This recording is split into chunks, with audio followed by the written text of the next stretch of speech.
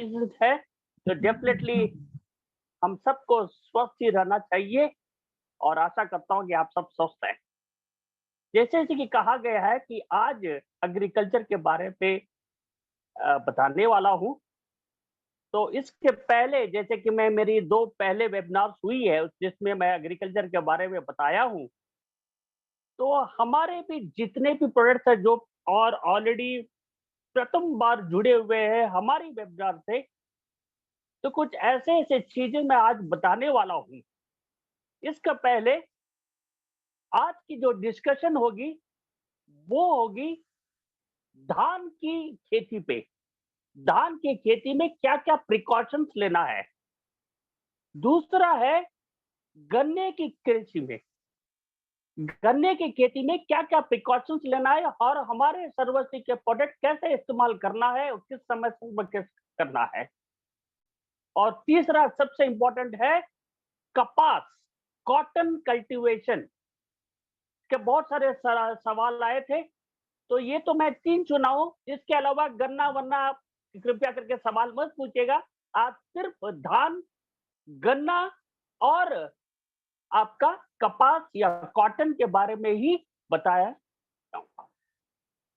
तो दोस्तों, इसके पहले मैं आप लोगों को बताना चाहता हूँ कि सर्वश्री के जितने भी प्रोडक्ट्स हैं, पहले तो हम सब सैल्यूट करता हूँ गोपाल सर जी का, जिन्होंने काफ़ी मेहनत की है ये हमको हम लोगों को ये एग्रीकल्चर प्रोडक्ट सौंपने का और हमारे जो मजबूत एक रिसर्च एंड डेवलपमेंट सेंटर है, जो काफ़ी मेहनत करता है और हर समय अपने को अपग्रेड करता है अपने प्रोडक्ट जितने भी हम सबको अपने हाथ में हम लोग इस्तेमाल करते हैं। ये सब प्रोडक्ट्स को काफ़ी रिसर्च एंड डेवलपमेंट होता है, उसके बाद ही आपको सौंपा जाता है। तो ये एक बताना चाहता हूँ कि हमारे जो कृषि प्रोडक्ट्स हैं, ये सब टिकाऊ कृषि पर आधारित है। टिकाऊ कृषि मतलब सस्टेनेबल फार्मिंग, जो हमारे सुभाषिस सर ने बताया था, सस्टेनेबल फार्मिंग और जो वीडियो भी आप देखे हो, तो ये सस्टेनेबल होता है टिकाऊ, मतलब बार-बार हमें कोई भी रासायनिक फर्टिलाइजर्स, यूरिया देने का दरकार नहीं पड़ता है।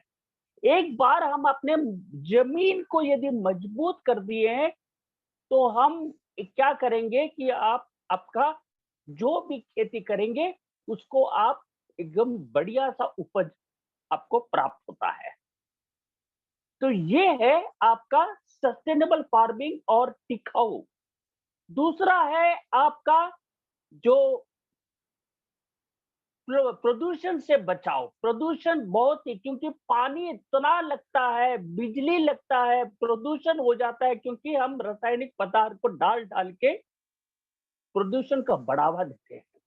तो प्रदूषण से रोक लगाने के लिए आपको सस्टेनेबल फार्मिंग या टिकाऊ कृषि पर ध्यान देना है। और तीसरा जो सबसे इम्पोर्टेंट हमारे जो इतने भी पदार्थ हैं एग्रीकल्चर के, ये एक ही उद्देश्य है कि हम अपने किसान भाइयों का जिंदगी में खुशहाली उनके जिंदगी में खुशहाली लाना है और उनको उनका उपज बढ़ा के उनका जिंदगी में क्या क्या बोलेंगे उनका जिंदगी को अच्छा करना है। तो यही 3-4 जो उद्देश्य हैं इसी से हम आगे बढ़ते हैं और मुझे 2 सेकंड दीजिएगा, मैं अपने पीपीटी पे चले जाऊँगा।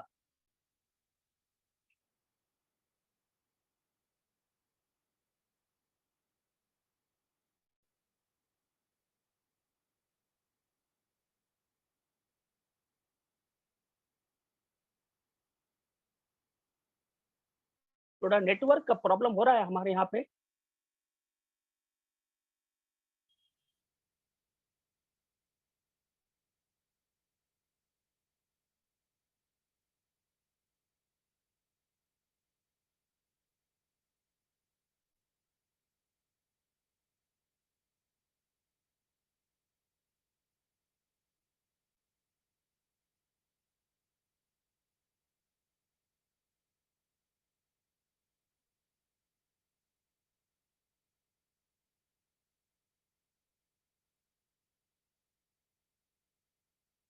শুভাশিস স্যার আছেন আপনি?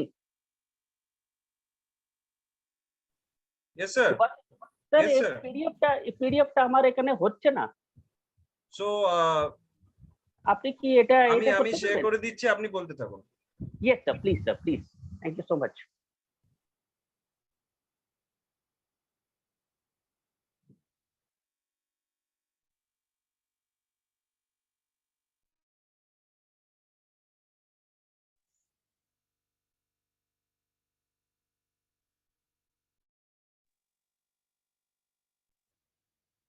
শেয়ার করে দিয়েছেন?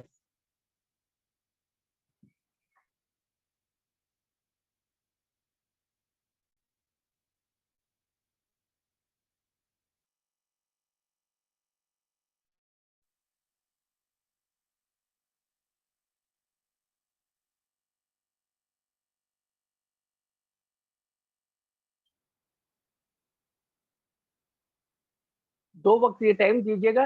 यहाँ पे नेट का बहुत प्रॉब्लम हो रहा है, क्योंकि बहुत सारी जगह में नेटवर्क को बंद किया गया है आपका 20 जून तक। तो कुछ राजकुमार सर जगहों में देख पा रहे हैं? Yes yes, thank you so much. Yes, so स्वागत है फिर से आप सबको ये जूम मीटिंग का। तकलीफ माफी चाहता हूँ कि कुछ देरी हो गया है। और नेक्स्ट स्लाइड सर, आमा के कुत्ता है।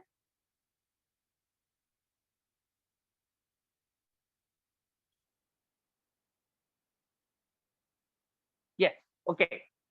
तो देखिए, पहले अपने को समझना है सॉइल लेयर। ये सॉइल लेयर समझना बहुत ही इंपॉर्टेंट है, क्योंकि देखिएगा, जब भी हम कुछ भी प्रोडक्ट हमारे सर्वश्री के देते हैं, तो ये कैसा फायदा पहुंचाता है अपने पेड़ को। तो पहले तो यहाँ पे देखिए, रॉक माने पत्थर, छोटे छोटे पत्थर होते हैं, उसके बाद उसका ऊपर सब सॉइल होता है, उसके बाद टॉप सॉइल होता है, और बाद में ह्यूमस, जो अपना एक ह्यूमस है, जो वो मरा हुआ पत्ते है, सूखा हुआ पत्ते है, या आपका डाल जो भी है, सूख जाते हैं, जमीन पे गिर जाते हैं, तो वो डिकम्पोज होके वो ह्यूमस बनता है। वहीं से आपको nitrogen, phosphorus, phosphate, diammonium phosphate जो भी है, आपको ये सब मिलता है। तो उसी को बोलते हैं ह्यूमस, जो हमारे यहाँ पे भी सर्वा ह्यूमस के नाम से दिया गया है। Next sir.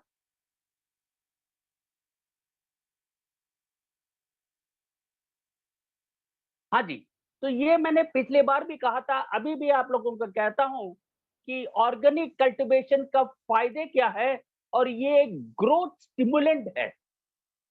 तो इसके बारे में मैं ज्यादा नहीं बोलूंगा, क्योंकि आज का विषय है पैडी का कल्टीवेशन के बारे में, गन्ना और कपास के बारे में। तो ये माइक्रोबियल एक्टिव को, माने माइक्रो ऑर्गेनिज्म के एक्टिविटी को बढ़ा देता है जमीन के अंदर। जो अच्छे हैं उसको बढ़ावा करता है, जो खराब है उसको मार गिराता है। सॉइल का स्ट्रक्चर को मजबूत करता है, ह्यूमस फॉर्मुलेशंस को बढ़ा कर रखता है, सॉइल का पीएच लेवल को बढ़ाता है, आपका वाटर होल्डिंग कैपेसिटी को इंप्रूव करता है, रूट वाइटलिटी को मजबूत करता है। चेलेटिंग एजेंट बहुत ही इंपॉर्टेंट है दोस्तों, कृपया करके ध्यान दीजिएगा। कुछ लोगों ने मुझे, मैं दक्षिण में जाते समय मुझे पूछा था कि फल्विक एसिड क्या है, क्योंकि हमारे 50 to 60% के प्रोडक्ट में फल्विक एसिड दिया गया है।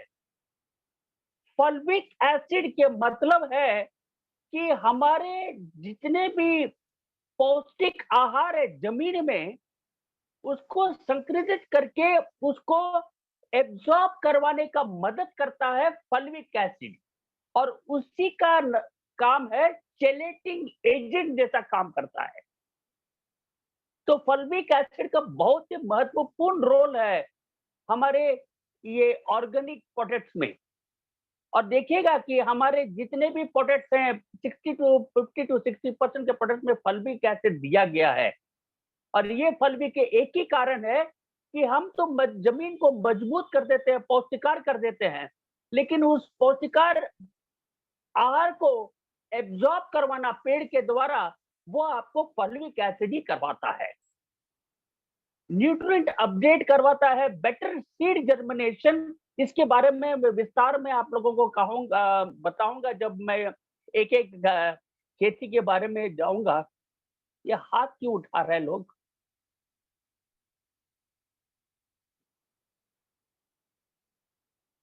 तो उसके बाद आपका इंक्रीज फर्टिलाइजर रिटेंशन बहुत इंपॉर्टेंट है। प्लांट ग्रोथ स्टेज है। हाँ सर, ठीक है सर, नेक्स्ट। इको फ्रेंडली है, इको वेरिटी है, हेल्दियर प्लांट है, हेल्दियर पीपल एंड प्लांट रेस्टोरेटर। ये देखिए प्लांट ग्रोथ का स्टेज, कोई भी प्लांट हो, कोई भी पेड़ हो, कोई भी आप फसल करते हो, तो पहले तो आप बीज बोते हो, उसके बाद उसका अंकुरित होना होता है, उसके बाद आपको सीडिंग, उसके बाद उसका वेजिटेटिंग होता है, उसके बाद बडिंग होता है, उसके बाद फ्लावरिंग होता है, उसके बाद हम उसको उसका फसल होता है। तो ये है डिफरेंट स्टेजेस ऑफ एक पेड़। मुझे तो शॉर्ट करना है क्योंकि काफी समय हो गया है, 8:30 बज गया। Yes sir, next sir.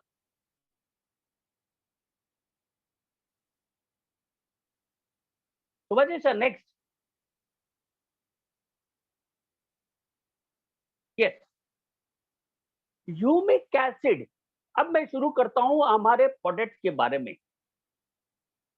कृपया ध्यान दीजिएगा, जब जब आप धान की खेती करते हो, प्लीज सुनिएगा इस बात को, बड़ी ध्यान से सुनिएगा। ये बात बहुत कम लोग आपको इसके बारे में बताएंगे। ह्यूमिक एसिड ऐसा एक पदार्थ है या इंग्रेडिएंट है जो हमारे हमारे जितने भी फसल के लिए बहुत जबरदस्त काम करता है, क्योंकि एक तो जमीन को नमी रखता है, इससे आपका पानी का किल्लत को बचाता है, और जितने भी जमीन में माइक्रोबियल एक्टिविटी होता है, मतलब हमारे जो माइक्रो ऑर्गेनिज्म, बैक्टीरिया या कीटाणु हैं, ये क्या करता है कि जमीन से आपको जो नाइट्रोजन है, ऑक्सीजन है, ये सब को लेके आपको नेचुरली ऑर्गेनिक पदार्थ बना के जमीन को पौष्टिक करता है। ये एक्सीलेंट रूट स्टिमुलेटर है। तो मैं आपको कहता हूं, जो भी धान की खेती करते हैं, हूवर डज पैडी कल्टीवेशन, ये सब को ध्यान से सुनिएगा। हमारा ह्यूमस मत यूज करिएगा, उनको दे दीजिएगा ह्यूमिक ग्रैन्यूल और ह्यूमिक लिक्विड ह्यूमिक। धान की खेती में आपको ह्यूमस नहीं इस्तेमाल करना है। अब ये आर्गुमेंट क्या है? आर्गुमेंट यही है, यदि आपको अच्छा धान और अच्छा फसल चाहते हैं, तो आपको जमीन में पानी रोक के रखना है। जमीन में पानी को रोक के रखना है, और ह्यूमस ऐसा एक पदार्थ है जो ड्रेनेज सिस्टम को मजबूत कर देता है, जर्जरा रख देता है जमीन को, तो पानी को पकड़ के नहीं रखेंगे। तो आपको पता चलना है कि आप जब धान की खेती करते हो, तो पहले शुरुआत में जब अंकुरित होता है, तो आपको 3 से 4 सेंटीमीटर तक पानी रखना, छोड़ के रखना पड़ता है पूरे जमीन में। और दूसरा है, जैसे ही पेड़ बढ़ता है, आपको तकरीबन 7 से 8 सेंटीमीटर तक पानी रखना है, जब तक आप फसल ना करें, जब तक दाने ना हो जाए और आपका फसल ना होगा। फसल करने के 7 से 10 दिन पहले आपको पानी छोड़ देना है जमीन से। ये बहुत ही इंपॉर्टेंट है दिए दोस्तों। मैं फिर से एक बार आपको धीरे से समझाता हूं। धान के खेती में पानी को रोक के रखना, पानी को जमा के रखना बहुत ही अनिवार्य है एक धान की खेती के लिए, अच्छा फसल और अच्छा धान की फसल की।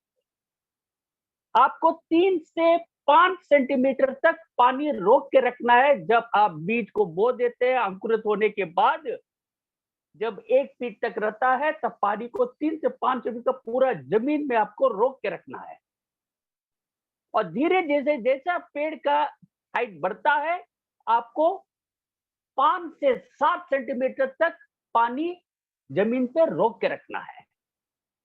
तो यहाँ पे आप ह्यूमस ना यूज करके आप अपना ह्यूमिक ग्रेन्यूल जो 5 केजी का है उसे उपयोग करेंगे और लिक्विड ह्यूमिक को भी उपयोग कर सकते हैं। बहुत ही इंपॉर्टेंट है। साथ में डीएपी इस्तेमाल करवाने बोलिएगा, क्योंकि डीएपी डाई अमोनियम फॉस्फेट जो है, सल्फेट जो है, फॉस्फेट जो है, ये बहुत ही इंपॉर्टेंट है धान के लिए। यद्यपि आपको 2-3 अपने हमारे प्रोडक्ट के इस्तेमाल करने के बाद ये डाई अमोनियम फॉस्फेट आपको धीरे धीरे से कम कर सकते हैं इस्तेमाल। जैसे कि आपने एनपीएम के बारे में बताया गया है, पहले एक वीडियो आई थी, वो वीडियो में भी बहुत सारी चीज बताया है कि रासायनिक पदार्थ जितने भी हमारे फर्टिलाइजर्स है बहुत महंगा पड़ जाता है किसानों को। अभी तो वैसे भी डीएपी का दाम, एनपीके के दाम और यूरिया के दाम बढ़ाए गए हैं, तो इससे किसान काफी ये हैं। तो अभी समय है आप लोगों को कृपया करके हमारे प्यारे आईबीओस ऑफ सर्वश्री, आप हमारे सर्वश्री के एग्रो प्रोडक्ट को प्रमोट करिएगा, धैर्य से प्रमोट करिएगा। इसके पहले मैं एक बता देता हूं, ये G2 सर्टिफिकेट जो कंपनी ने लिया है West Bengal Ministry of Agriculture से, उसको अपने पास रखिएगा, हमेशा फाइल में रखिएगा। और G3 जो सर्टिफिकेट है वो जल्द बनेगा, क्योंकि वो आपको केंद्र सरकार से प्राप्त होता है और मैनेजमेंट उसमें लगा हुआ है। वो जल्द हमें जब प्राप्त हो जाएगा तो ये 2 सर्टिफिकेट आपको साथ में रखना है, ताकि आपको जब भी बाजार जाएंगे आपको किसी तरह के प्रॉब्लम नहीं आने वाला है। Next sir, next slide sir.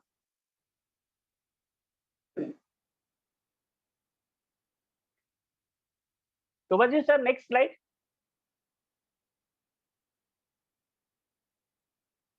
Yes, देखिए फॉल्विक एसिड का रोल इन कल्टीवेशन मैंने ऑलरेडी बोल दिया है आपको, इसका फिर से मैं बता देता हूं कि यहाँ पे transporting those ions in the soil into plant cells by chelating effect, thereby leading to activation of photosynthesis।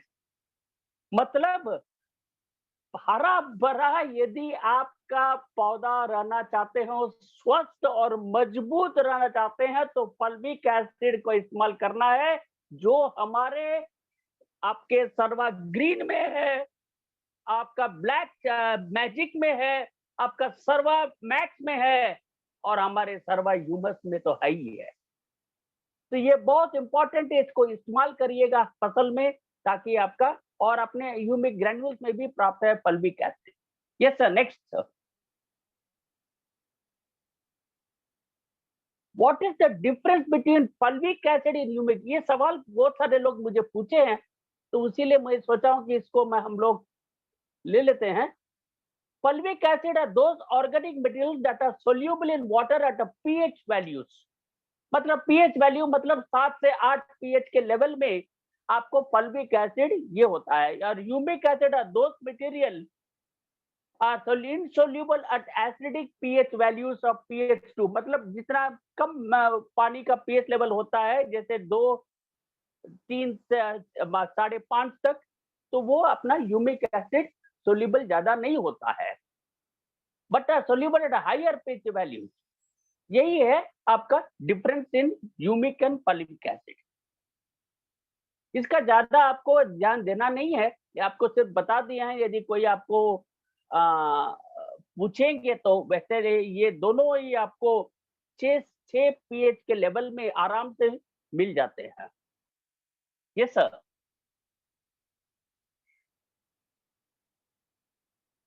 Blend of humic with NPK. बहुत सारे लोग पूछते हैं कि मेरा पेड़ पीला हो गया है, मेरा पेड़ में पत्ते जो है सिकुड़ जाते हैं, तो ये बहुत सारे लोग का प्रॉब्लम है। तो इसीलिए मैं सोचा कि इसको पहले से ही बता दूं कि ह्यूमिक एसिड के साथ, मैंने humic liquid, sorry humic acid मतलब ह्यूमिक लिक्विड के साथ आप एनपीके, अब एनपीके को कैसा मिलाएंगे, इसमें आपको 15-10-10 या 20-15-15, मतलब एनपीके मतलब आपको पता होगा नाइट्रोजन, फास्फोरस और पोटेशियम। ये अलग से बाजार में मिलता है, तो आपको एनपीके का रेशियो 150 से 80, ये 1 एकड़ की बात मैं कर रहा हूं। 1 एकड़ में 150 नाइट्रोजन, 80 फास्फोरस और 80 आपका पोटेशियम, इस रेशियो में आपको मिला के जमीन में डालना है। और हमारे जो ह्यूमिक लिक्विड है उसको आपको 300 से 500 ml मिला के एनपीके के साथ आपको जमीन में डालना है। ये करते करते आपको सर्वाग्रीन जो है वो 25 ml और ह्यूमिक लिक्विड एक 15 से 20 ml और 10 ml स्टिकर के साथ मिला के पत्तों पे स्प्रे करिएगा। तो ये पत्ते जो पीला हो जा रहे हैं या पत्ते जो सिकुड़ जा रहे हैं या फोल्ड हो जा रहे हैं, तो leaves which are curling off, इससे आप बच पाएंगे। होने के बाद भी करिए तो आपको एनपीके और ह्यूमिक लिक्विड तो जमीन में डालना ही है सर्वाग्रीन के साथ, आपको यदि ये समस्या से हल करना मिलना है। Sir next sir,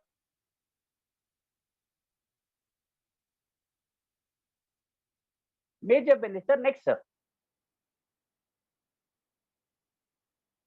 sir next.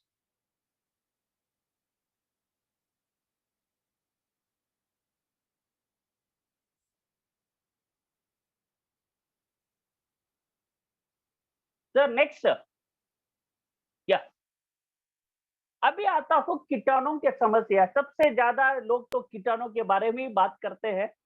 जब भी हम व्यवसाय के बारे में या कृषि के बारे में, तो आपको एडवांटेज ऑफ सस्टेनेबल फार्मिंग वो तो बता दिया, लेकिन फिर से बता देता हूं कि कॉस्ट रिडक्शन है। हाँ जी, वेल नोन पेस्टिसाइड टर्म्स, ये कीटाणु का एक है इंसेक्टिसाइड्स, एक है हर्बिसाइड्स, एक रोडेंटिसाइड्स एंड एक है फंजीसाइड्स। अपने पास तो हर्बिसाइड्स, फंजीसाइड्स और इंसेक्टिसाइड्स है। रोडेंटिसाइड्स हम आपको ऐसा एक आज आपको टोटका बताऊंगा। ये तो रोडेंट से तो आप बचेंगे नहीं बचेंगे, और आपका फसल में भी काफी लाभ आपको प्राप्त होगा। तो कृपया करके जुड़े रहिएगा। आपको एक जबरदस्त रोडेंटिसाइड, ये भी ऑर्गेनिक तरह से मैं आपको बताऊंगा। स्पेशली धान के और गन्ने के खेत में ये ज्यादा से इफेक्ट होता है। ये सर नेक्स्ट। देखिए, जो मैं टिकाऊ कृषि के बारे में शुरुआत में बताया, ये कॉस्ट रिडक्शन है, बायोडाइवर्सिटी है, सोशल इक्वालिटी है, कंट्रोल ऑफ एयर पोल्यूशन है, सॉइल इरोशन से बच सकते हैं, advocate for better treatment of animals. क्योंकि घास खाते हैं, तो घास खाते हैं हम, उसके मीट खाते हैं, उसका दूध पीते हैं, तो हम भी इफेक्ट हो जाते हैं उससे। तो advocate for a better treatment of animals बहुत इंपॉर्टेंट टॉपिक है, इसके बारे में बाद में बताएंगे।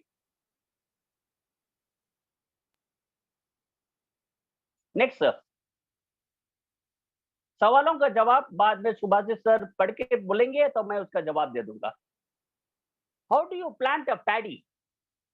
ध्यान से सुनिएगा, 7 स्टेप होता है प्लांटिंग ऑफ राइट सीड्स। मैं ब्रीफ में बता देता हूं, क्योंकि यहाँ पे बड़ा सा ये नर्सरी में बहुत सारे होते हैं। क्योंकि यहाँ पे डायरेक्ट हम लोग बीज को बोते नहीं है दान के समय, हम उसको नर्सरी में पहले अंकुरित करते हैं, उसके बाद उसको लेबर के द्वारा हम उसको जमीन में बोते हैं। कृपया करके ध्यान से सुनिएगा दोस्तों, सीड ट्रीटमेंट बहुत ही इंपॉर्टेंट है। सीड ट्रीटमेंट, यदि आप बीज को सही तरह से ट्रीट नहीं करोगे तो आपका जो पेड़ है डेफिनेटली आपका वो कीटाणु से ग्रस्त हो जाएगा। तो आपको यदि ये रोकना है, तो इसके पहले भी मैं मीटिंग में बोला, हमको यदि कोरोना वायरस कोई भी वायरस से बचना है तो पहले अपने रोग प्रतिरोधक शक्ति को हमको बढ़ा के रखना है। तो रोग प्रतिरोधक शक्ति को बढ़ा के रखना है तो पहला तो बीज है। बीज को यदि आप मजबूत और उनको रोग प्रतिरोधक शक्ति को बढ़ा देंगे तो मैं बोलता हूं कोई भी कीटाणु आपके पौधे पर नहीं आएगा। प्लीज ये बात को आप अपने अंदर डाल लीजिएगा और किसानों को भी कृपया करके हमारे प्यारे आईबीओ सर्वस्व बताइएगा, जो कोई नहीं बताता है।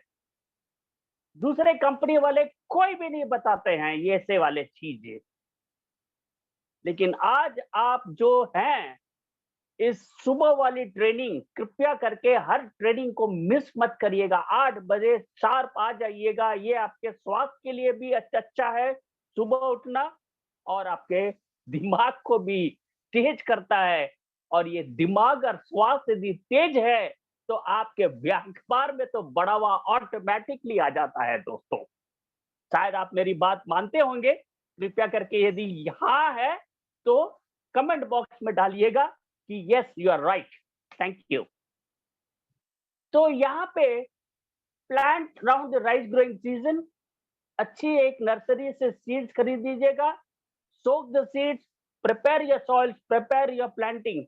थैंक यू नयन सिंह साहब, आप हमेशा एकदम सही चीज को सही तरह से बोलते हैं। जी Amarinder, thank you so much. Plant the seeds और flood your area. Yes SHPL ji, yes sir, next. Yes sir. तो फोरमोस्ट वेरी इंपॉर्टेंट आपका सस्टेनेबल मैनेजमेंट में या पेस्ट मैनेजमेंट के लिए है, वो है crop rotation, plant resistant varieties, plant in warm soil and use fungicides when necessary.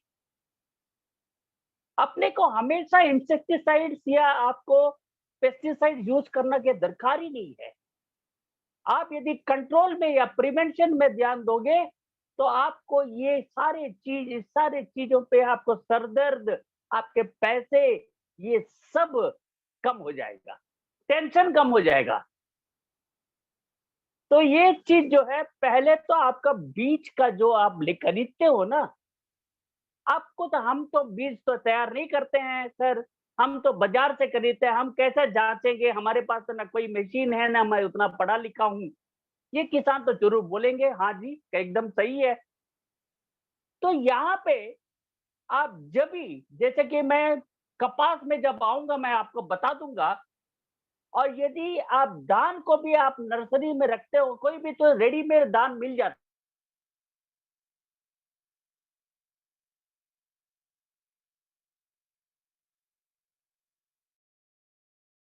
1 एकड़ में 100 ग्राम फंजीसाइड देना पड़ेगा। फंजी जमीन में, मैं 1 एकड़ की बात करता हूं हमेशा, क्योंकि एक एक जगह में बीघा अलग से होता है, कांटा अलग से होता है, गुंता बोलते हैं हमारे यहाँ पे। तो ये सब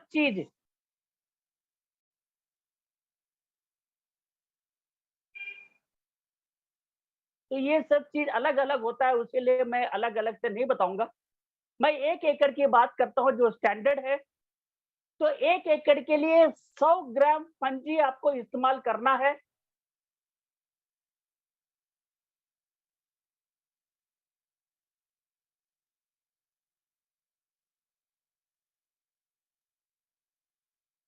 मैं गन्ने के बारे में आऊंगा, लास्ट में कपास के बाद आऊंगा, उसके बाद क्लोज कर दूंगा, फिर से आप लोगों का प्रश्नोत्तर लूंगा। तो ये जो चीज है, अरे यार बहुत प्रॉब्लम है, कॉल आए जा रहा है मुझे, कॉल आ रहा है, मैसेजेस आ रहा है। तो ये जो है आपका ट्रीट सीड्स विद फंजीसाइड्स, तो आपको क्या करना है, 1 kg का बीज जो आप लेते हो, 1 kg के हिसाब से मैं करता हूं।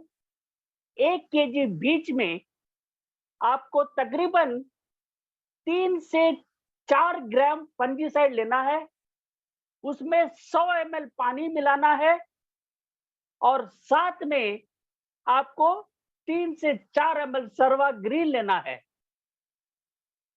ये दोनों लेके आपको 2 से 3 घंटे तक बीज को एक प्लास्टिक बकेट में आप भिगो के रख दीजिएगा। मैं फिर से आप लोगों को बताता हूं, हो सके तो नीम भी डाल सकते हैं, लेकिन नीम की दरकार नहीं है, आप फंजीसाइड को यूज करिएगा। हमारा फंजी जबरदस्त प्रोडक्ट है। आप फंजी को 3 से 4 ग्राम 100 ml पानी में मिलाइएगा, साथ में उसमें 3 से 4 ml सर्वा ग्रीन मिलाइएगा। 100 ml के पानी में मिला के उसको आप ये जो बीज भिजाते हैं उसमें आप डाल दीजिएगा। डाल के उसको 3-4 घंटे पर उसको अच्छी तरह सोक करके रख दीजिएगा, ताकि हर बीज पर ये नीम और फंजीसाइड का कोटिंग हो जाए। इसको आपको क्या करना है, यदि बड़े-बड़े आप बड़े माने 10 केजी 20 केजी करते हैं, तो इसके अनुसार आपको पानी में ये सब मिला के लकड़ी से अच्छी तरह इसको घुमाइएगा। अच्छी तरह लकड़ी बाँस से, रॉड मत लीजिएगा, एक लकड़ी का बाँस लीजिएगा और मिला के आपको इस चीज को करना है। कोटिंग करने के बाद देखिए उसको अच्छी तरह साफ कर दीजिएगा और अंकुरित हो जाएंगे। उसके बाद आप जमीन में डालिएगा। इस यही उससे है सीड ट्रीटमेंट। इससे वो देखेंगे कि आपका ये जो कीटाणु की समस्या है ना, बहुत हद तक 90% हद तक बच जाएंगे आप। तो ये है आपका सीड ट्रीटमेंट आपका पैडी के लिए। हाँ sir, next sir.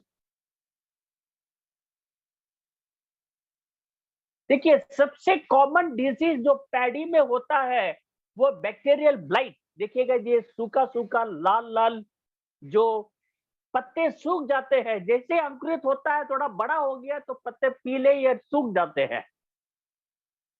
Where infected leaves turn grayish green and roll. As the disease progresses, leaves turn yellow to straw colored, नहीं तो wilt. ये बहुत ही इंपॉर्टेंट है सर।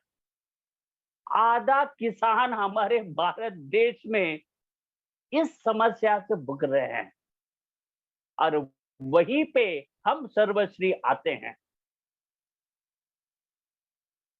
कृपया करके मैं जो पहले भी बताया और जो पहली बार हमारे इस वेबिनार में हमारे साथ हमारे मीटिंग में जुड़े हुए हैं उनको मैं फिर से दोहराता हूं, ऐसे चीजों के लिए आपको तो पहले सीड ट्रीटमेंट तो करना ही है, उसके बाद आप लिक्विड ह्यूमिक और एनपीके को मिला के डाल दीजिएगा जमीन पे। और तीसरा है लिक्विड ह्यूमिक और सर्वा ग्रीन को 25 ml 10 ml स्टिकर के साथ, स्टिकर को भूलिएगा नहीं।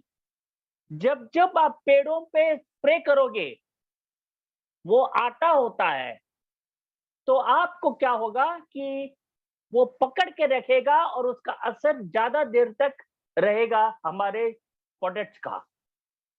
तो ये आपको 25 ml हर 3 दिन या 4 दिन के अंदर रात में आपको स्प्रे करना है, जब तक ये पीलापन को फिर से हरा ना हो जाए। 15 दिन तक करिएगा, उसके बाद छोड़ दीजिएगा। देखिए आपका प्रॉब्लम सॉल्व हो जाएगा। नहीं तो आप फिर से फंजीसाइड को एक बार स्प्रे कर दीजिए यदि आपका पहले से ट्रीटमेंट सही नहीं रहा।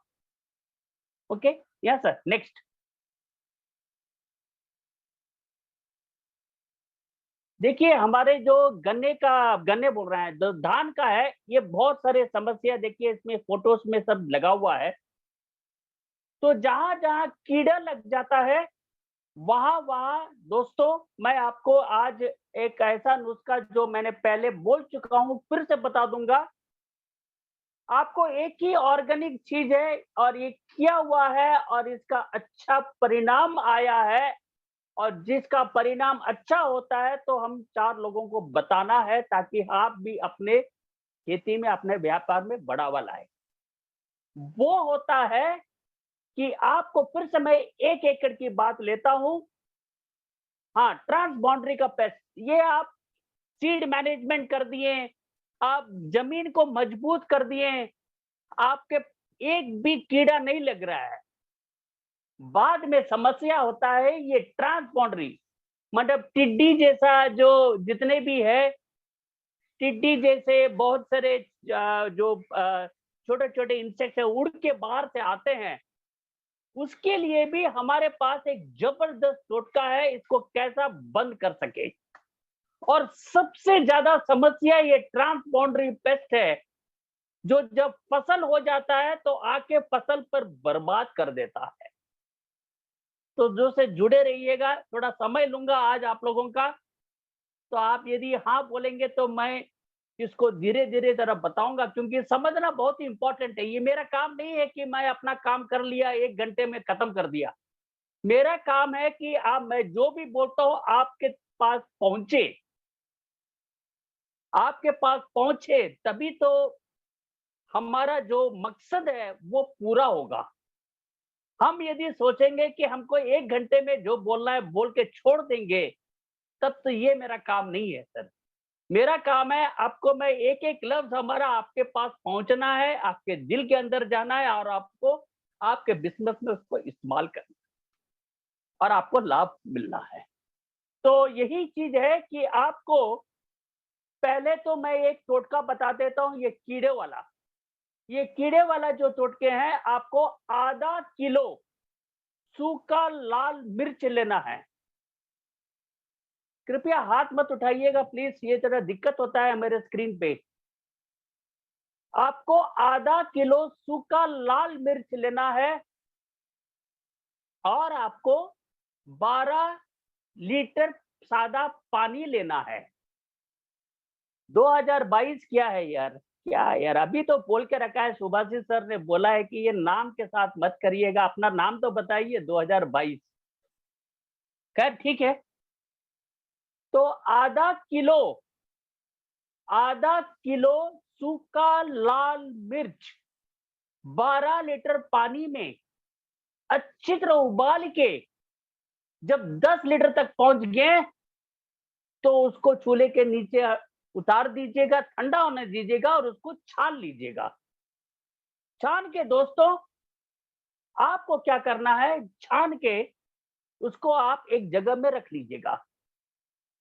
अब ये चीज आपको 2 दिन लगातार करना है यदि कीड़ा बहुत ज्यादा है। तो कीड़ा यदि ज्यादा है तो आपको ये चीज 2 बार करना है, मतलब आपको 1 केजी सूखा लाल मिर्च लेना है। यदि एक साथ में आप 24 लीटर का कैपेसिटी है आपके पास उबालने का, तो एक साथ करके भी आप ये 24 लीटर 20 लीटर जमा कर सकते हैं। तो आपको क्या करना है, ये 10 लीटर जो मिश्रण है आप एक जगह में स्टोर कर दीजिएगा। अब उस मिश्रण का 1-1 लीटर 15 लीटर पानी में 10 ml स्टिकर और 10 ml नीम के साथ मिला के आपको स्प्रे करना है रात के वक्त। जब भी रात मतलब शाम के वक्त, सॉरी, 4:30 5:30 बजे तक, क्योंकि उत्तर में तो 6:30 बजे भी करते हैं क्योंकि वहां पर सूर्यास्त देरी से होता है, लेकिन दक्षिण हमारे पूरब के तरफ तो 5:30 बजे तक तो अंधेरा ही छा जाता है। तो समय का है, शाम के वक्त आपको सूरज ढलने के पहले आपको नीम स्प्रे करना है ताकि इसका असर ज्यादा देरी तक हो। तो ये है, हम फिर से रिपीट करता हूं, 1 लीटर उस सूखा लाल मिर्च का मिश्रण, 10 ml सरवा नीम और 10 ml स्टिकर के साथ आप अच्छी तरह स्प्रे कर दीजिएगा। ज्यादातर देखेंगे कि ये ऊपर और पत्ते के नीचे भी रहता है, तो ध्यान दीजिएगा इसको पत्ते के नीचे भी और सही जगह से आपको स्प्रे करना है, क्योंकि थोड़ा भी कीटाणु छूट गए हैं तो वो फिर से फिर से संक्रमित कर देंगे। तो स्प्रे करने का तरीका भी आपको जानना है। तो ये करते आपको 2 दिन लगातार करने के बाद आपको फिर से 1 महीने के बाद आप फिर से अपना नीम और पंजी मिला के स्प्रे कर दीजिए, तो आप आपका कवच बना दिए, कीटाणुओं का कवच बना दिए आपके फसल के चारों ओर। ये बहुत ही अच्छा काम करता है, कृपया करके ध्यान करके इसको आप दे दीजिएगा, तो बहुत ही अच्छा काम करता है। ये पूरा ही ऑर्गेनिक पेस्टिसाइड या हर्बिसाइड बोलते हैं इसको, आप इसको इस्तेमाल कर सकते हैं। अब रहा ट्रांस बाउंड्री का, ये ट्रांस बाउंड्री सबसे खतरनाक है, फसल को बर्बाद कर देता है। आप सबको कवच करवा दिए, लेकिन तो आप ऊपर से तो कोई नेट नहीं लगा सकते हैं।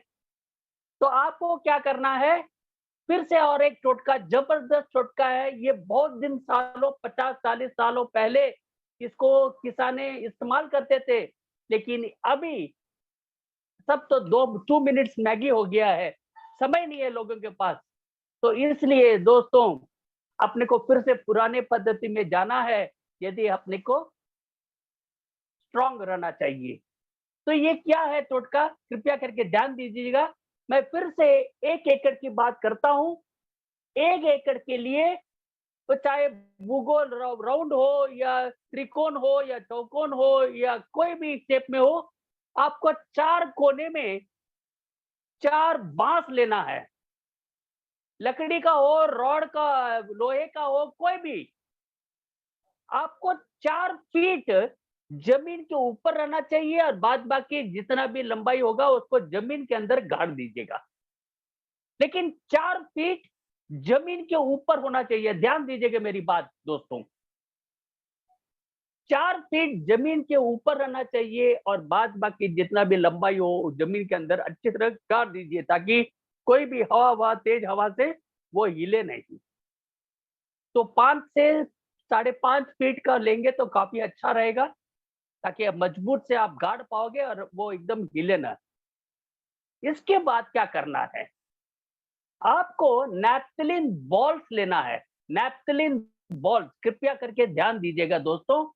नैप्थलीन बॉल्स आपको कितना लेना है, आपको 250 ग्राम का एक एक पैकेट बनाना है, तो आपको 1 किलो 250 ग्राम का नैप्थलीन बॉल्स, कपूर की गोलियां जो बोलते हैं, मौत बॉल्स जिसको बोलते हैं, जो हम कपड़े में डालते हैं, अपने कीमती कपड़े में डालते हैं, ताकि वो बैक्टीरिया फंगस से इंफेक्शन न रहे।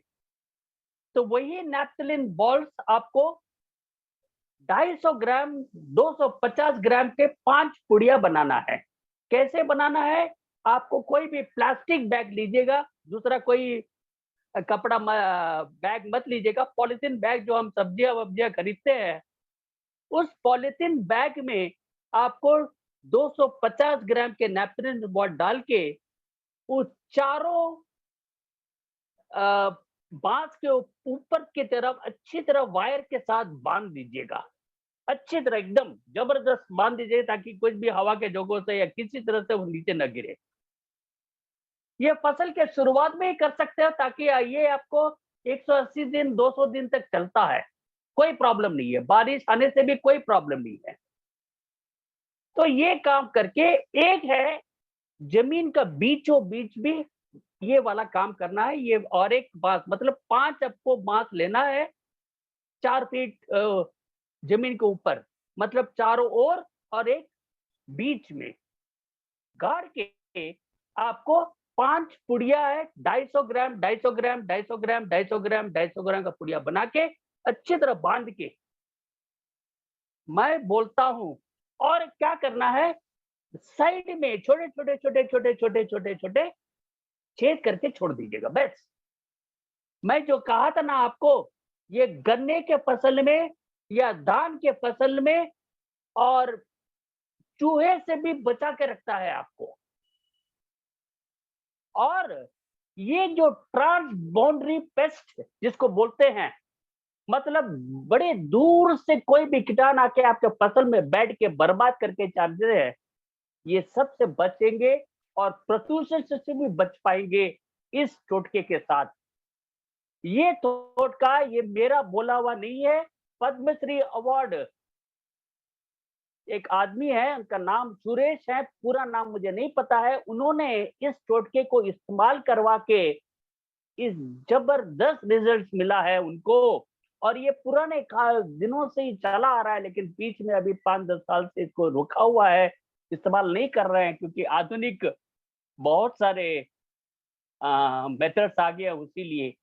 लेकिन हमारे किसान भाई तो हमेशा ही ये इतना तो उनको आधुनिक चीज तो प्राप्त होता नहीं है, तो उनके लिए ये सबसे बढ़िया सा टोटका है। कृपया करके बताइएगा, आपको किसानों का ढेर सारा आशीर्वाद प्राप्त होगा। देखिए, सरवा नीम को कैसे आपको जमीन में डालना है, ये बहुत ही इंपॉर्टेंट है। Soil drench, prevent root rot, pour the solution on the soil around the plant to soak। मतलब आपका जो पेड़ है, पौधा है, उसके जो जड़ है, वहां तक आपको ये नीम सॉल्यूशन को डालना है। यदि दीमक का प्रॉब्लम है या जमीन में आपको खराब कीटाणु का समस्या है जो जड़ को खा लेता है, या आप जमीन में बीज बोते ही जब अंकुरित हो जाता है तभी मर जाता है, तो ये सब चीज इधर आपको खराब कीटाणु है जमीन में, या आपका जो मिट्टी है वो मजबूत नहीं है। तो ये आपको हर 2 सप्ताह में इसको रिपीट करना है। आपको नीम ऑयल डालना है। नीम ऑयल कितना डालना है? तकरीबन 5 से 10 ml एक एक पेड़ के पास आपको पानी से मिला के डाल देना है, concentrated. Okay, right sir. The next,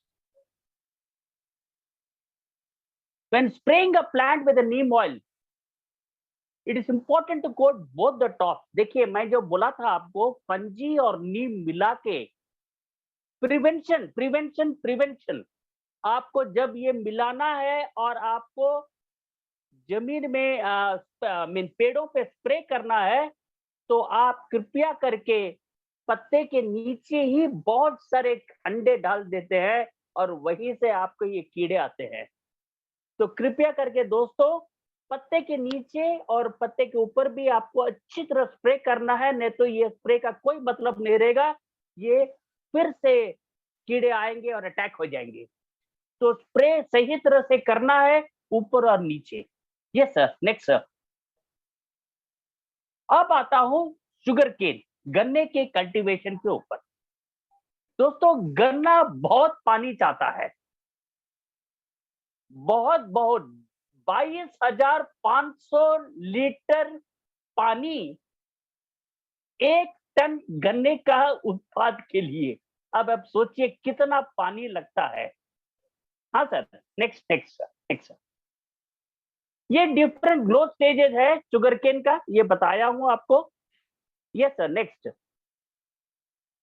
देखिए, शुगर केन का, गन्ने का जो आप करेगा, तो पहले तो आपको मिट्टी को मजबूत करना है, जोतना है, सोइंग है, इरिगेशन है और मैन्यूरिंग है। ये जो शुगर केन का है, मैं शॉर्ट में चले जाता हूं, डीप में नहीं जा रहा हूं। Among all the diseases, fungal disease name red rot, सबसे खतरनाक जो है रेड रॉट। यदि आप लोग मानते हैं, आप कृपया करके इस पे इसको आप देखेंगे कि रेड रॉट क्या होता है, कि ये गन्ना लाल, पत्ता जो है बीच में एकदम लाल सा दाग हो जाता है, नहीं तो गन्ने के अंदर में एक लाल सा दाग और सड़ा हुआ रहता है। इससे मिठास बढ़ जाता है और एक एसिडिक फ्लेवर आ जाता है। तो ये रेड रॉट सबसे सबसे खतरनाक है। ये कैंसर जैसा फैलता है शुगर केन में, उसके बाद पूरा बर्बाद कर देता है। ये सर, नेक्स्ट सर।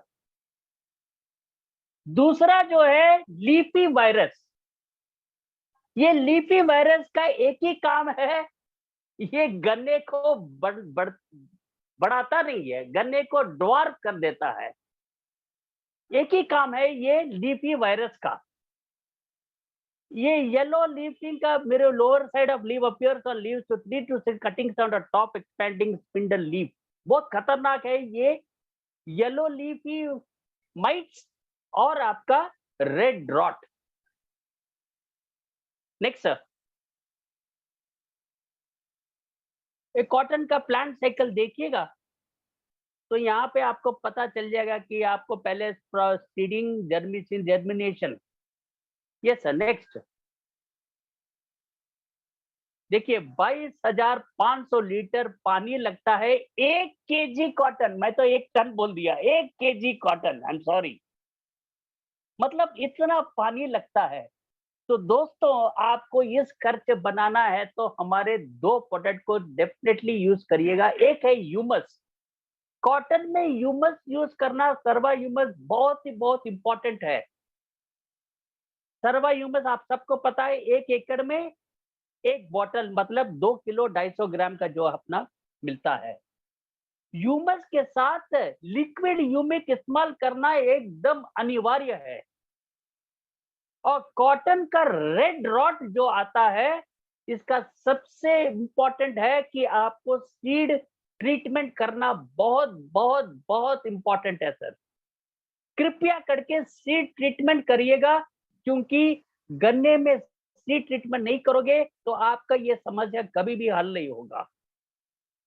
तो सीड ट्रीटमेंट का तो मैंने ऑलरेडी बोल दिया है आपको, फंजीसाइड और नीम मिला के आपको सीड को ट्रीट करना है और उसके बाद आप उसको जमीन में बोइएगा और जो भी जर्मिनेशन होगा, सर्वा ग्रीन भी डाल सकते हैं क्योंकि सर्वा ग्रीन में भी फल्विक एसिड काफी अच्छा है। तो ये भी पहले तो आप जमीन को मजबूत कर दीजिएगा आपका ये सर्वा ह्यूमस के साथ, लिक्विड ह्यूमस के साथ, और बाद में आप सीड को जर्मिनेट करिएगा और सीड को सोक करके रहिएगा सीड ट्रीटमेंट में आपका फंजी, नीम और सर्वा ग्रीन के साथ, तो आपको ये समस्या का हल बहुत अच्छा से होगा। Next sir, the most common challenges for unsustainable cotton growing. अब है कपास के बारे में आ गया हूं।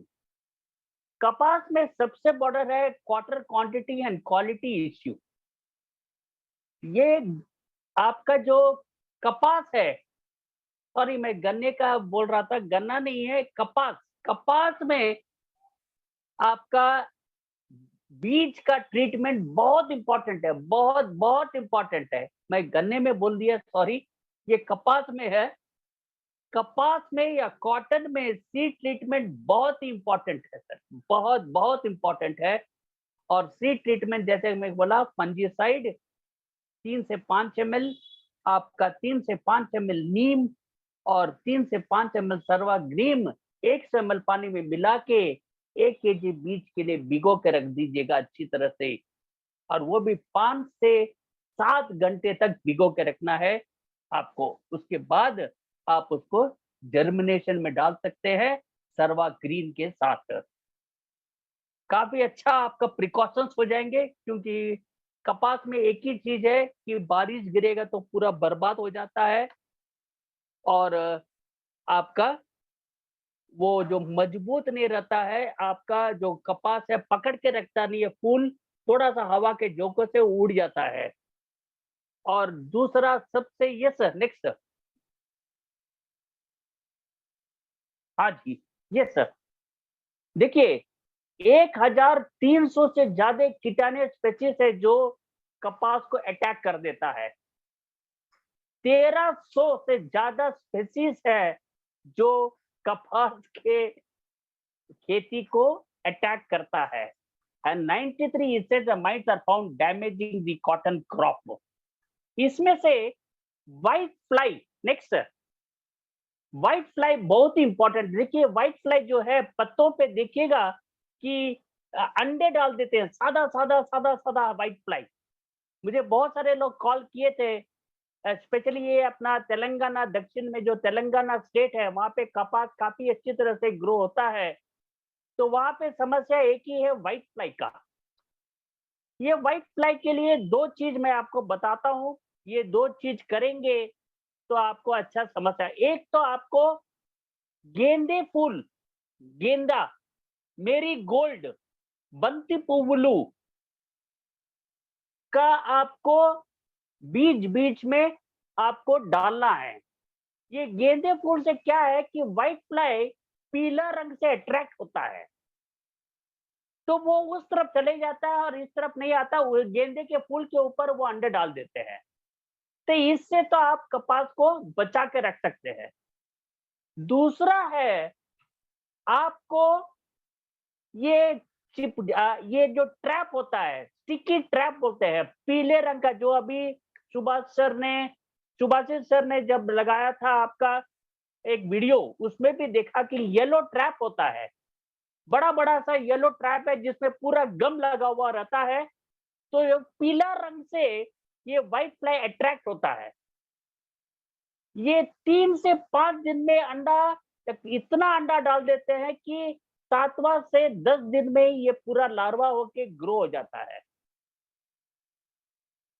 तो ये बहुत ही खतरनाक एक चीज है जो आपको इसको रोकना ही पड़ेगा। रोकने के लिए आप विनेगर लीजिएगा, लिक्विड सोप लीजिएगा, अच्छी तरह से लिक्विड सोप, अपना सर्वश्री का ही सोप लीजिएगा। महंगा पड़ेगा, लेकिन ये बीमारी ऐसा है कि फसल आपका बर्बाद हो जाएगा, पत्ता पूरा खा लेगा और कॉटन तो मुरझा ही जाएगा पूरा। तो इसको आपको मिक्स करवा के स्प्रे करना है पत्ते के ऊपर और पत्ते के नीचे अच्छी तरह। तो इससे बचने के लिए आपको एक चीज करना है कि सीड मैनेजमेंट करना है, ताकि आपका रोग प्रतिरोध शक्ति को बढ़े।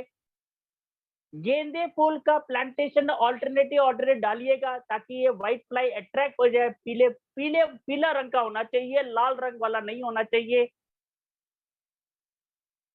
It has to be yellow colour marigold plants, which will attract the white flies and then will avoid your cotton plants to lay eggs and grow.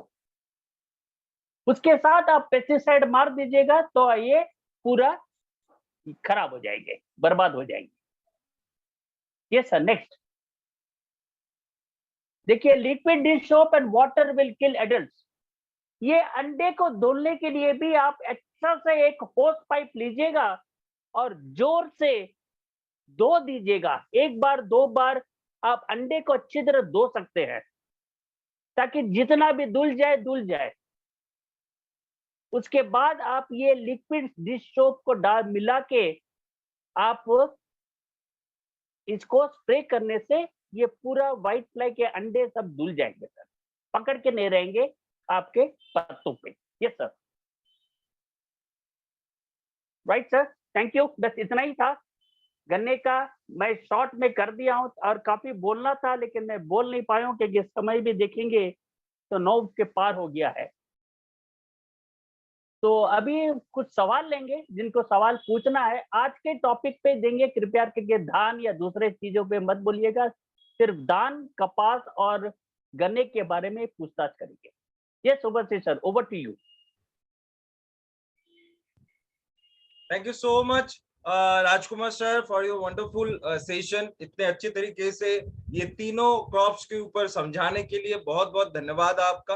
अभी ऑडियंस के पास चले जाते हैं। जितने भी सारे ऑडियंस आज वेबिनार अटेंड किए हैं, सबको धन्यवाद। अगर आपका कोई स्पेशल टॉपिक के ऊपर सवाल हो, आप रख सकते हैं।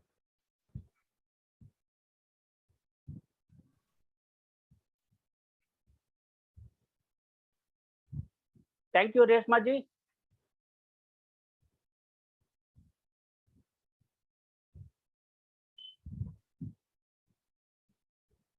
कपास का अमल बनाने के लिए कौन सा विटामिन अच्छा लगेगा? देखिए, विटामिन बोल के तो वैसा कुछ नहीं है, तो आदमी नहीं है, लेकिन विटामिन दरकार पड़ता है, प्रोटीन भी दरकार पड़ता है।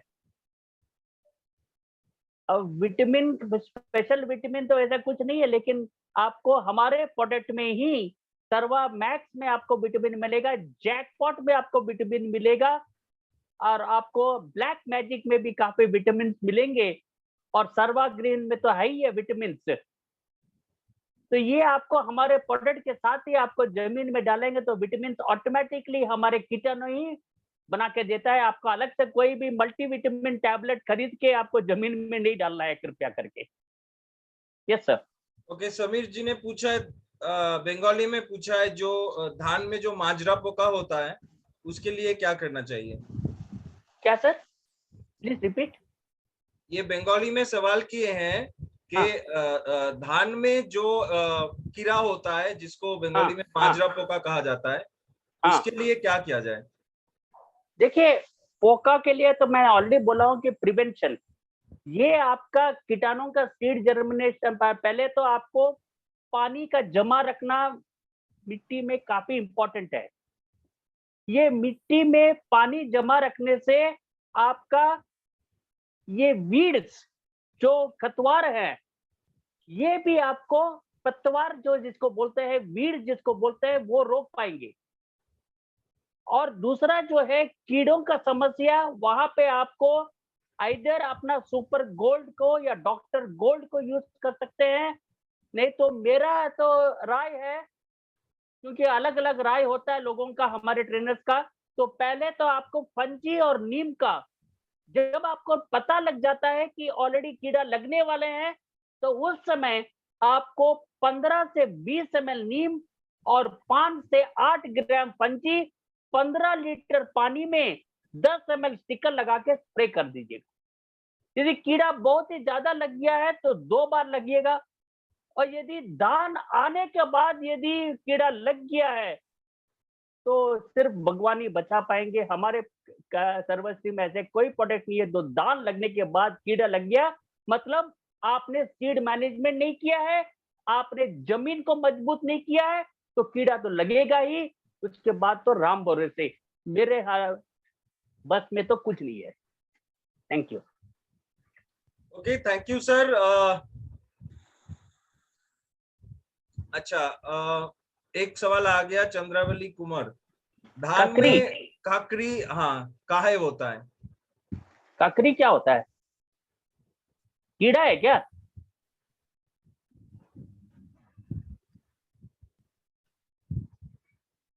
ककड़ी क्या होता है? कीड़ा होता है। जो भी पेस्ट मैनेजमेंट का यही है सर, चाहे वो कीड़ा मोटा हो, पतला हो, ककड़ी हो, मकड़ी हो, जो भी होगा, एक ही है, इंसेक्ट मैनेजमेंट करना है तो हमारे पास प्रिवेंशन ही है। वेजिटेबल का तो आज बात नहीं हुआ है, आज तो सिर्फ गन्ना, कॉटन और आपका धान के बारे में बातचीत हुआ है। वेजिटेबल्स का पार्थो सर भी लेंगे वाले हैं, मैं भी लूंगा अगले 2-4 हफ्ते में, तब उसकी बात करेंगे। ओके। हाँ, लाल मिर्च वाला। छत्तीसगढ़ के धान में भूरा माहो और माइल्ड का बहुत पकड़ाव रहता है, उसका उपाय, ये मनोज जी ने पूछा है। क्या सर, क्या सर, फिर से एक बार। छत्तीसगढ़ के धान में भूरा हाँ, माहो और माइल्ड का बहुत पकड़ाव रहता है। पकड़ाओ। देखिए, वो तो प्रकोप। अभी कुछ लोग ने पूछा कि अभी जड़ में यदि कीड़ा लग गया तो क्या करना है। दोस्तों, जमीन में मैंने कहा, मैं जैसे कि कहा कि जमीन में अच्छे कीटाणु या खराब कीटाणु दोनों रहते हैं। हमारे नीम में ऐसा एक केमिकल कंपाउंड है जो एजाडिरेक्टिन बोलते हैं। ये भगवान का देन है कि इसको ऐसा बनाया कि ये अच्छे कीटाणु को मारता नहीं है, खराब कीटाणु को, उनका एंजाइम को मार गिराता है, इसलिए खराब कीटाणु मर जाते हैं। दीमक जैसा प्रॉब्लम होता है जमीन में, जो जड़ को खा लेता है। जड़ को खाने वाला एक दीमक होता है, टर्माइट जिसको बोलते हैं अंग्रेजी में। उसके लिए आपको कॉन्सेंट्रेटेड नीम डालना है जमीन के अंदर, और वो भी आपको हर हफ्ते में 2 से 3 बार डालना है, मतलब हर 2 या 3 दिन में एक बार डालना है। और दोस्तों, दूसरा एक चीज आप लोगों को बताना है, समय का I have one request, you need to Hindi format. ठीक है सर जी, शर्मा जी वो भेज देंगे आपको जल्द। ये ऑलरेडी बन चुका है हिंदी में सर, सुभाषित सर, हिंदी में बना हुआ है क्या एग्री का फॉर्मेट? नहीं एग्रो का फॉर्मेट हिंदी में है क्या? ठीक है, हाँ जी है। शर्मा जी भेज रहे हैं, उनको जरा भेजने का प्रयास करिएगा। तो ये जो आप है, उससे ऑफिस में ले लीजिएगा और भेज दीजिएगा। Okay sir, thank you. तो ये 2 से 3 दिन आपको जमीन में कॉन्सेंट्रेटेड सरवा नीम डालना है दोस्तों। साथ में यदि डॉक्टर गोल्ड भी डाल देंगे तो सोने में सुहागा होगा। आपका जड़ को खा लेने वाले कीटाणु या जमीन में जितने भी खराब कीटाणु हैं सब मर जाएंगे। तो ये काम आप कर सकते हो सर। नेक्स्ट। धान लगाने के बाद पौधे की जड़ में कीड़ा लग जाता है। I had told only that, regarding Yes. that only I said. Yes. आपने बोल दिया है। So thank you so much Rajkumar sir for your wonderful knowledge and wonderful session. बहुत बहुत इंफॉर्मेटिव सेशन भी था, और आप सभी को भी धन्यवाद जो इतने पेशेंस लेके आज का ट्रेनिंग लिए हैं। So time is 9:17 and it is time to close. आज का वेबिनार इधर भी खत्म करते हैं, और इस हफ्ते का जो मॉर्निंग वेबिनार्स का सिलसिला है वो भी आज खत्म होता है। अगले हफ्ते मंडे सुबह 8 बजे से हम लोग फिर से इस मॉर्निंग वेबिनार में आएंगे, और आप लोगों को सर्वश्री के प्रोडक्ट्स के बारे में, आप लोगों के हर एक प्रॉब्लम की सॉल्यूशन के बारे में बताते रहेंगे। सो मुलाकात होगा आप लोगों से मंडे, सोमवार, अगले हफ्ते सोमवार को ठीक सुबह 8 बजे।